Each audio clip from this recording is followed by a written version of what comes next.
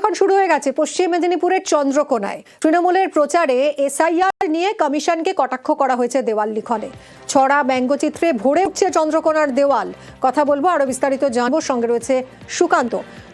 সুকান্ত, তৃণমূলের দেওয়াল লিখনে মূলত কি কি ফোকাস হচ্ছে?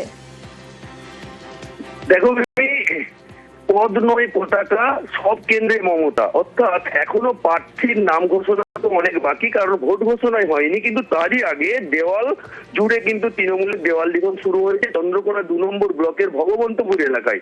আর সেখানে যেমন একদিকে রাজ্য সরকারের উন্নয়ন পাঁচালী সহ বিভিন্ন উন্নয়নের কথা তুলে ধরা হয়েছে, অপরদিকে কিন্তু প্রধানমন্ত্রী স্বরাষ্ট্রমন্ত্রীকে নিয়ে ব্যঙ্গচিত্র করা হয়েছে এবং এসআইআর নিয়ে নির্বাচন কমিশনকে বিদ্ধ করা হয়েছে। এক কথায় দেওয়াল জুড়ে কিন্তু এখন তৃণমূলের কর্মীরা তারা কিন্তু দেওয়াল প্রার্থীর নাম বাদ দিয়ে দেওয়াল লিখেছেন এবং তাতে উন্নয়ন সহ বর্তমান কেন্দ্র সরকারকে কটাক্ষ এবং তার সাথে এসআইআর নিয়ে কিন্তু নির্বাচন কমিশনকেও বিদ্ধ করেছে তৃণমূল কর্মীরা। মিমি, ধন্যবাদ সুকান্ত।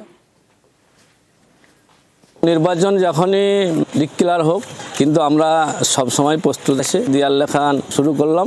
আমাদের দলের সর্বময়ী নেতা অভিষেক বন্দ্যোপাধ্যায় তিনি 2 তারিখ থেকে প্রচারে বেরিয়েছেন এবং আমাদেরকে যা নির্দেশ দিচ্ছেন আমরা সেই নির্দেশ মতনই দেওয়াল লেখান শুরু করলাম। আমরা দেওয়ালে কিছু কার্টুন আমরা এঁকেছি।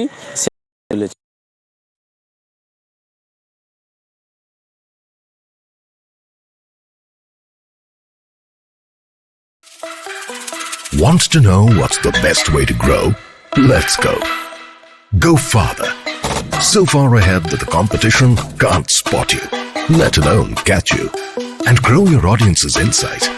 Because stocks may go up or foot ঠিক করে না। রাজ্যে এবারে যে পালাবদল হবে সেটা নিশ্চিত হয়ে গেছে। সেটা দেওয়াল লেখনের অপেক্ষা রাখে না।